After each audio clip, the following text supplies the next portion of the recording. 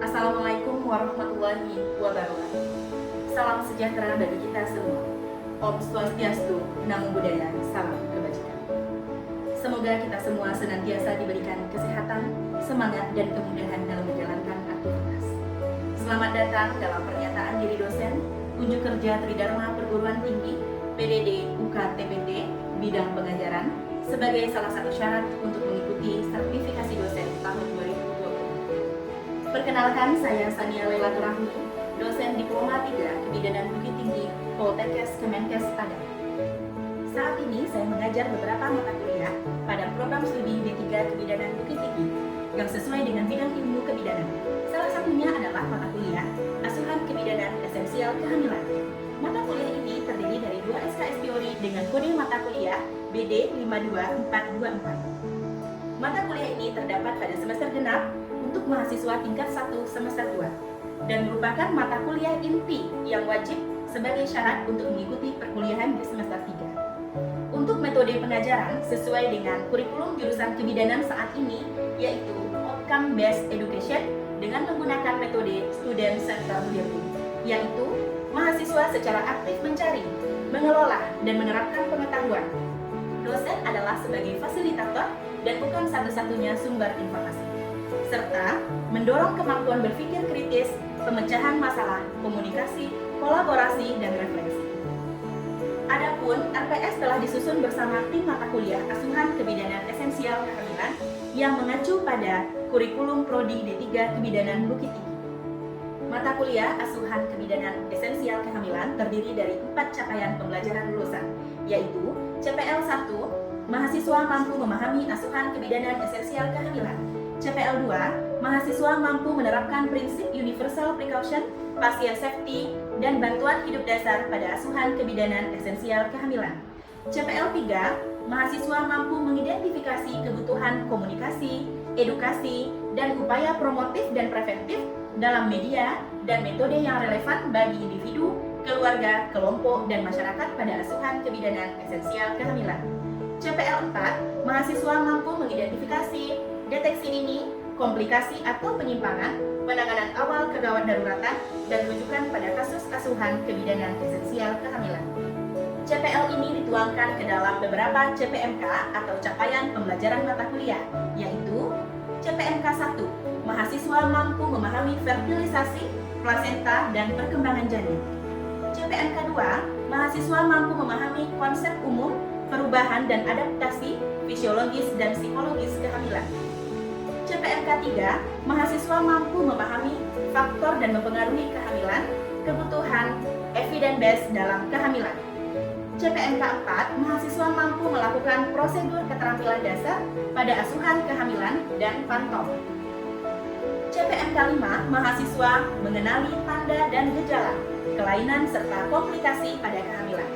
CPMK 6, mahasiswa mampu menerapkan manajemen kebidanan serta pendokumentasian asuhan pada kasus kehamilan.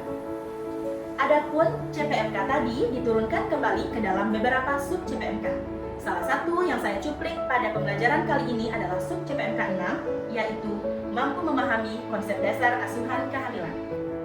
Adapun deskripsi mata kuliah ini adalah mata kuliah ini memberikan kemampuan kepada mahasiswa tentang asuhan kebidanan kehamilan, meliputi melakukan anamnesa, kunjungan awal dan ulang, melakukan pemeriksaan fisik, kunjungan awal dan ulang, melakukan pemeriksaan laboratorium sederhana seperti Hb, glukosa urin, dan pemeriksaan protein urin, menghitung taksiran berat badan janin dengan metode Johnson, memberikan KIE pada ibu hamil sesuai dengan kebutuhan, memberikan imunisasi TT pada ibu hamil, melakukan pendokumentasian asuhan kebidanan, pengetahuan tanda bahaya pada kehamilan, dengan mempersiapkan prinsip pencegahan infeksi sesuai kebutuhan ibu hamil, baik fisik, psikis, dan seksual, serta persiapan sibling dan keluarga. Adapun evaluasi pada mata kuliah ini disusun terdapat pada beberapa komponen penilaian. Yang pertama, penilaian proses atau keaktifan 10%, kemudian penugasan individu kelompok 10%, kuis 20%, ujian tengah semester atau formatif 30%, ujian akhir atau sumatif 30%. Dan dalam proses penilaian atau evaluasi ini dilakukan secara objektif dan transparan. Untuk referensi yang digunakan pada mata kuliah asuhan kebidanan esensial kehamilan itu mengacu pada sumber-sumber ilmiah yang kredibel, mutakhir, dan berbasis bukti atau evidence-based, meliputi buku-buku teks kebidanan yang diakui secara nasional maupun internasional, pedoman praktik klinis nasional, serta rekomendasi dan standar pelayanan kehamilan yang diterbitkan oleh WHO. Begitu juga dengan tridharma perguruan tinggi lainnya berupa penelitian dan pengabdian masyarakat yang dilakukan oleh tim dosen mata kuliah, kami tuangkan juga menjadi referensi pada mata kuliah asuhan kebidanan esensial kehamilan. Hal ini sesuai dengan visi Prodi D3 Kebidanan Bukit Tinggi, yaitu menghasilkan ahli media kebidanan yang unggul, inovatif, berdaya saing global dalam asuhan kebidanan melalui penguatan dan pemberdayaan perempuan yang berbasis kearifan lokal dengan pemanfaatan iptek. Mari kita lanjutkan dengan proses pembelajaran sub CPMK 6, yaitu konsep dasar asuhan kehamilan. Assalamualaikum warahmatullahi wabarakatuh. Waalaikumsalam warahmatullahi wabarakatuh. Alhamdulillahirrahmanirrahim. Puji syukur kehadirat Allah Subhanahu wa taala dan berikan kesehatan, keselamatan dan kesempatan ya untuk melaksanakan perkuliahan asuhan kebidanan kehamilan pada siang hari ini. Selawat dan berikan salam kita kirimkan kepada Nabi Muhammad SAW. Allahumma sholli ala sayyidina Muhammad wa ala ali Muhammad. Oke, Ananda semua, gimana kabarnya, sehat? Sehat. Semua ya, masih semangat kuliah walaupun siang-siang begini? Semangat. Oke, pertama-tama sebelum kita mulai berkuliah ibu absen dulu ya. Adisti Pratiwi, Airin Rahmayuni, Aisyatul Adja. Oke, hadir semuanya ya. Yang terakhir ini Suci Duyana Putri. Oke, baik. Sudah hadir semuanya, berarti kita bisa memulai perkuliahan pada hari ini. Baik Ananda, sesuai dengan kesepakatan kita biasanya ya sebelum memulai perkuliahan, maka kita akan mereview pertemuan yang sebelumnya. Oke, lanjut ya. Ini adalah pertemuan kita yang keberapa? Mata kuliah yang ke-6. Pertemuan yang ke-6. Pertemuan yang ke-5 kemarin apa yang kita bahas? Mengenai ANC. Tapi ANC-nya belum spesifiknya sekarang. Yang kemarin kita mempelajari tentang perubahan fisik dan psikologis pada ibu hamil. Nah, kira-kira ada yang bisa mereview kembali? Apa perubahan fisik yang terjadi pada ibu hamil? Siapa yang bisa? Aulia, silakan. Bertambahnya berat badan ibu. Pasti ya, Aulia ya. Pertama berat badan ibu bagus sudah disampaikan oleh Aulia. Siapa yang bisa lagi? Sarli? Apa perubahannya Sarli? Perut ibu bertambah besar. Berarti berat janinnya, pertumbuhan janin terjadi. Berarti itu adalah salah satu ciri dari kehamilan yang sehat. Ada dibaca? Ada. Nah, sekarang pada saat kita kontrak kemarin juga ibu sampaikan bahwa apa nama proses pembelajaran kita ini? Student Center Learning. Jadi sebelum kita mulai pembelajaran hari ini udah ditugaskan kemarin. Silahkan Ananda lihat RPS-nya sehingga pada saat kita membahas materi di hari ini itu sudah tahu, udah baca dulu. Ada dibaca? Sudah. Bukunya udah ada kan? Ada. Oke, kita lanjut ke pertemuan kita di hari ini. Ini materinya. Mari kita lihat bersama ya. Nah, ini dia. Konsep dasar asuhan kehamilan. Ini adalah salah satu materi kita di sub CPMK yang ke-6. Nah, apa saja yang akan kita pelajari pada materi hari ini? Ada 10. Yang pertama, lingkup asuhan kehamilan. Yang kedua, prinsip asuhan kehamilan. Yang ketiga, tujuan asuhan kehamilan. Yang keempat, refocusing asuhan kehamilan. Yang kelima, standar ANC. Nah, sekarang yang terbaru itu 14. Kemudian, yang keenam adalah IP layanan ANC. Kemudian model praktik ANC, hak wanita hamil. Yang 9, tenaga profesional. Dan yang ke-10 adalah peran dan tanggung jawab. Apa itu ANC atau antenatal care. Siapa yang bisa? Oke, Gina silakan. ANC itu asuhan selama kehamilan yang diberikan oleh tenaga kesehatan, khususnya seperti kita sekarang itu bidan, untuk memantau kesehatan ibu dan janin, Bu. Jadi untuk mendeteksi seperti masalah kehamilan yang akan terjadi itu sejak dini diperiksanya, Bu, dan untuk mempersiapkan persalinan itu sendiri, Bu. Wah, boleh tepuk tangan untuk Gina. Kalau dari yang ibu dengarkan sih kayaknya ibu nggak perlu lanjut nih ke materi selanjutnya. Udah pada baca ya? Karena saya memang yakin bahwa mahasiswa kalau kita kuat keinginannya ya untuk belajar mempersiapkan diri, maka memang dapat. Walaupun ditulis kan ditulis sambil kita menulis juga ada yang tertinggal di nyala. Oke, jadi disampaikan sebenarnya dengan lengkap oleh Dina bahwa antenatal care ini adalah pemeriksaan kehamilan untuk mengoptimalkan kesehatan mental dan fisik ibu hamil sehingga mampu menghadapi persalinan, nifas, menyusui dan kembalinya kesehatan reproduksi secara wajar sesuai dengan standar pelayanan antenatal care. Nah, jadi selain ini, selain untuk fisik ibu hamil juga untuk janin. Nah, kemudian ada juga filosofi asuhan kehamilan. Nah, ini beberapa filosofinya. Bahwa kehamilan itu merupakan proses yang alami. Ya. Kalau seandainya kehamilannya normal, perlu intervensi? Tidak perlu intervensi apapun. Nah, tugas seorang bidan apa? Hanya melakukan pemantauan, penilaian, edukasi, hanya batas yang normal. Nah, kita bisa kalau seandainya sudah dideteksi dini, ada tanda-tanda komplikasi, maka harus perlu kolaborasi atau rujukan. Ya. Kemudian selanjutnya, ini ada lingkup asuhan kehamilan. Nah, lingkup asuhan kehamilan ini terdiri dari memberikan asuhan kepada ibu pada periode kehamilan dimulai dari konsepsi, yaitu dihitung dari hari pertama haid terakhir atau HPHT sampai dimulainya persalinan, termasuk memberikan asuhan kepada keluarga. Jadi jangan cuma ibu hamilnya aja, nah yang hamil cuma ibu, sementara yang di sekitar ibu ada siapa?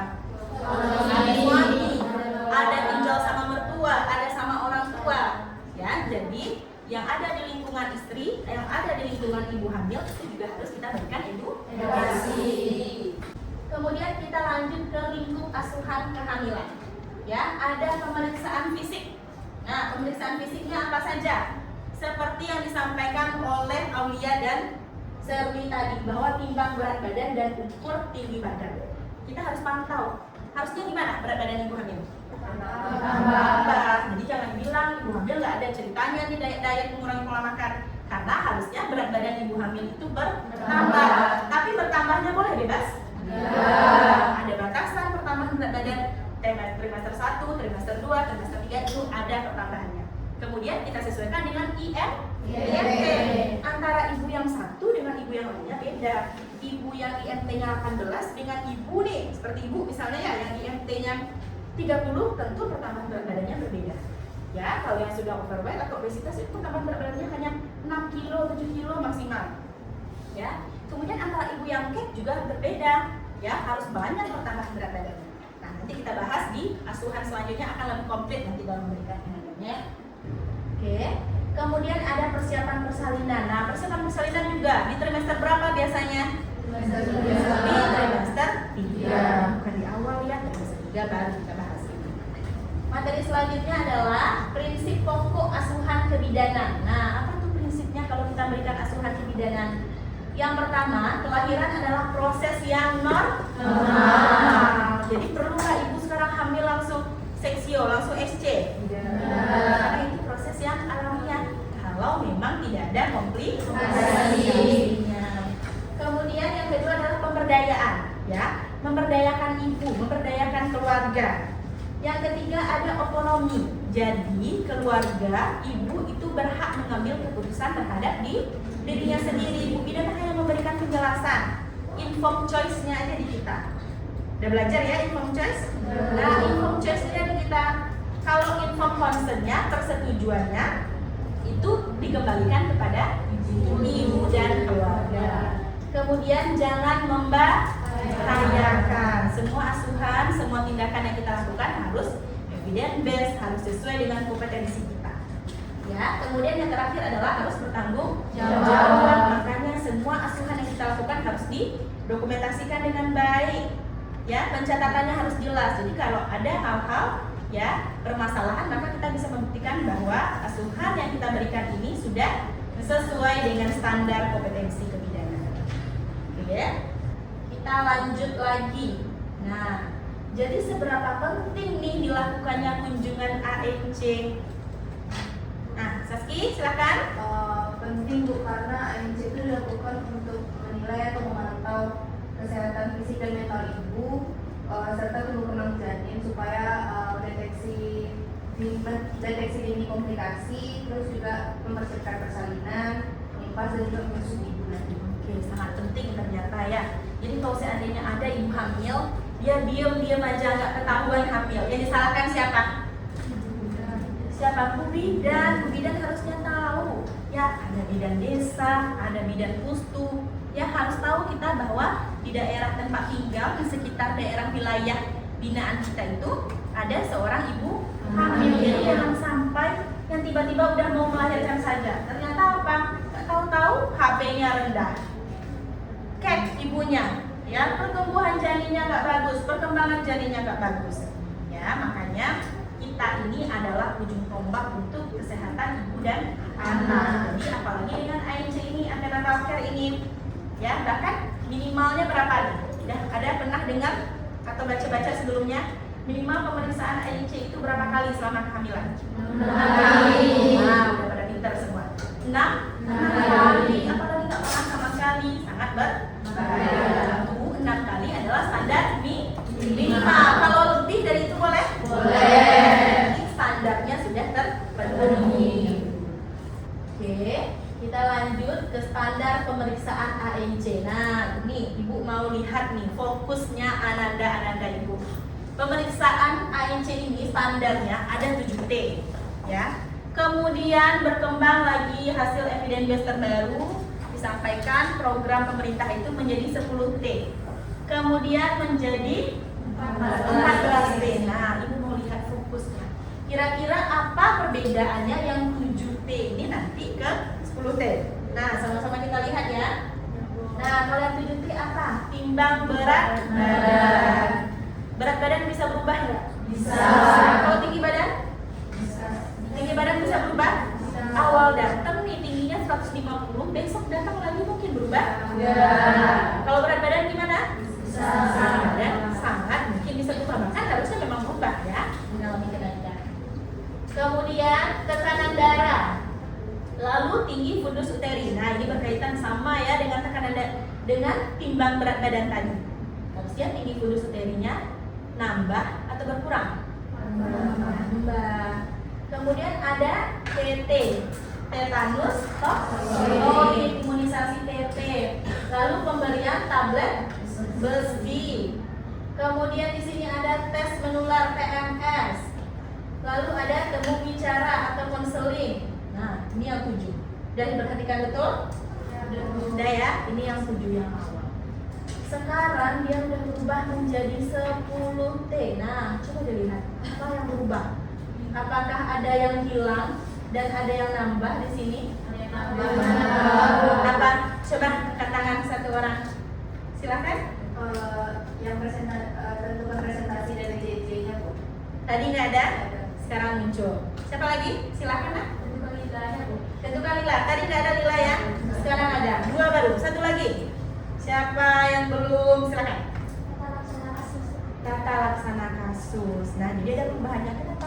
Ternyata lila ini penting untuk mendeteksi apa? Lila dikarenakan atas untuk mendeteksi kek. Apa itu kek? Kekurangan energi kronis. Kondisi ibu mengalami kekurangan energi kronis ditandai dengan hasil pengukuran lingkar dengan atas kurang dari 2 output dipantau. Lila. Kemudian apa tambahannya tadi? Yang satu lagi presentasi. Apa? Siapa yang angkat tangan tadi? Presentasi dan DJJ. Presentasi dan DJJ sangat penting. Kenapa? Untuk mengetahui kesejahteraan janin dari presentasi dan DJJ. Ya, makanya kita pada saat setiap pemeriksaan palpasi abdomen pasti kita lakukan juga pemeriksaan DJJ. Kemudian satu lagi tata laksana kasus. Nah, kasus ini kira-kira normal nggak?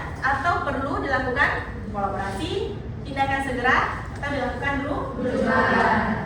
Oke, jadi sangat fokus Ibu lihat ya. Ibu kira nih kalau udah siang-siang gini kita belajar udah pada loyo, ternyata bersemangat.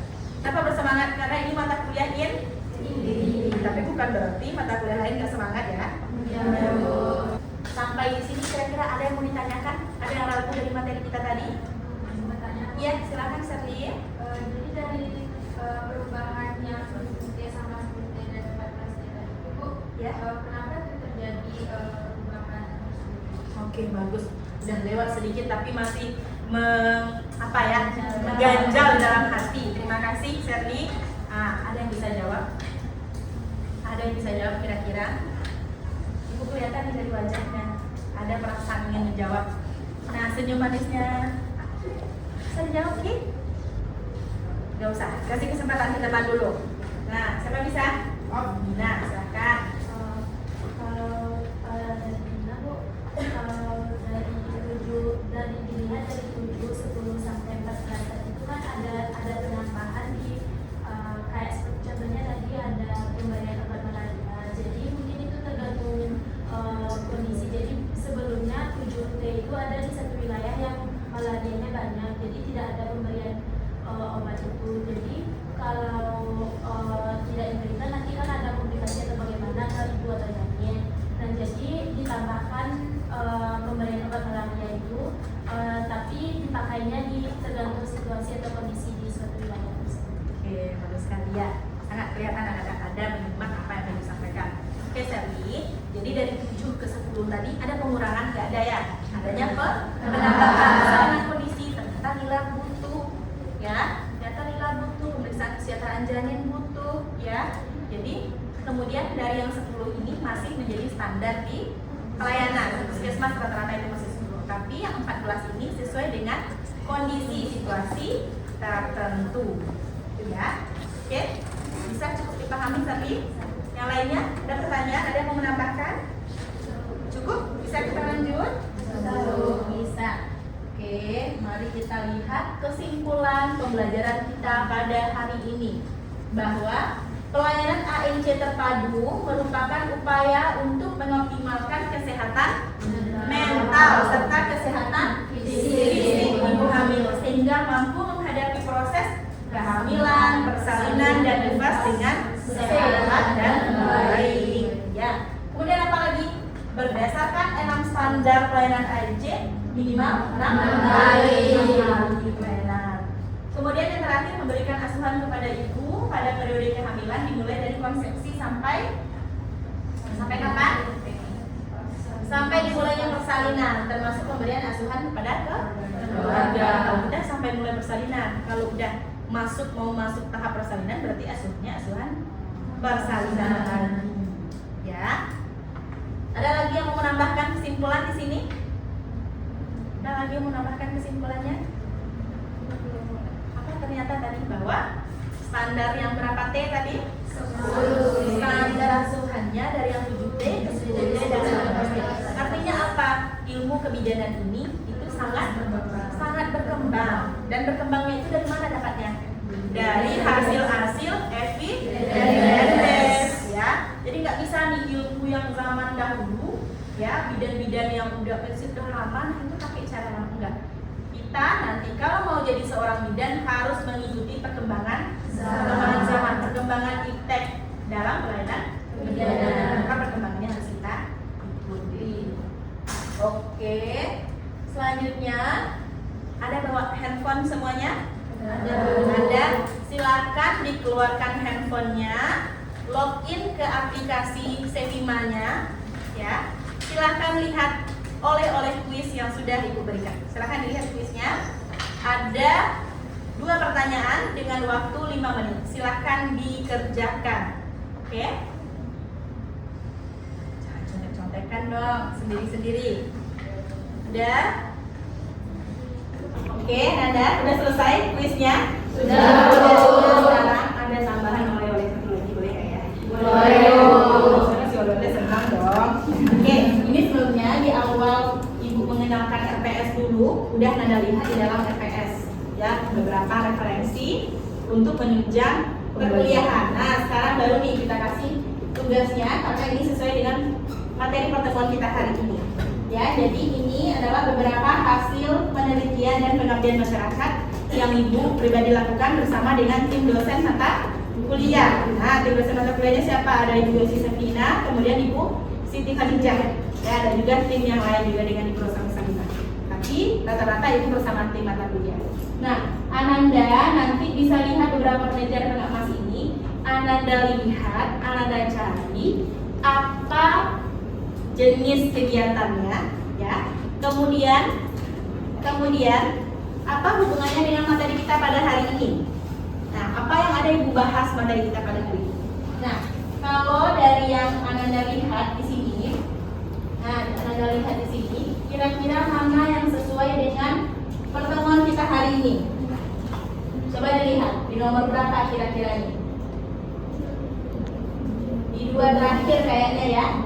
Ada pendampingan ibu hamil melalui layanan antenatal care dan edukasi pencegahan stunting berbasis pemetaan faktor risiko prenatal. Nah, ternyata panjang nih jadinya. Bukan cuma ke AKI, AKB yang kita bahas tadi, bahkan stunting isu terkini juga itu dasarnya bisa kita atasi jika kita deteksi dari masa kehamilan dengan cara ANC. Kemudian ada juga satu lagi ini pendampingan ibu hamil dengan anemia dan kekurangan energi kronis melalui kelas ibu hamil. Ini salah satu dari berapa T tadi? 10 T tadi fokusnya, dan ada beberapa lagi. Jadi Ananda sekarang boleh pilih, kalau bisa pilih salah satu yang ini, yang nomor 4, poin nomor 4. Kemudian dilihat apa jenis kegiatan yang dilakukan, ya. Kemudian apa bentuk kegiatan yang sudah dilakukan, apa dampaknya ke pelayanan ANC yang diberikan ke ibu hamil. Kemudian apakah sudah sesuai atau belum. Nah, berikan bermanfaat. Oke, bisa kira-kira? Bisa. Nah, gimana kira-kira bisa dapat artikelnya? Bisa di searching. Kemudian kalau seandainya Ananda mau lihat laporannya, Ananda bisa lihat di perpus.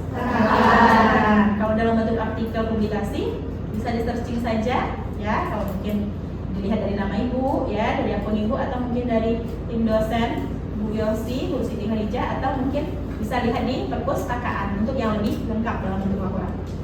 Oke, mungkin itu saja. Ada yang mau ditanyakan? Ya. Baiklah Ananda semua, terima kasih atas perhatian dan antusiasnya yang Ibu lihat walaupun cukup terik pada hari ini siang-siang.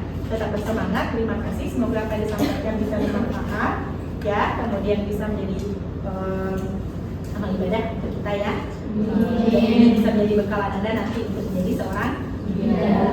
Oke, terima kasih. Assalamualaikum warahmatullahi wabarakatuh.